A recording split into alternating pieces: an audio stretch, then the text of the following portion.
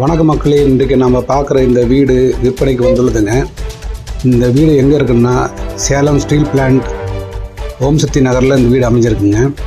இந்த வீட்டோடைய மொத்த அளவு 1270 அடி. இதில் கட்டப்பட்டுள்ள மொத்த கட்டிடம் 1115 அடி. இந்த வீடு வடக்கு திசை நோக்கி கட்டியிருக்காங்க.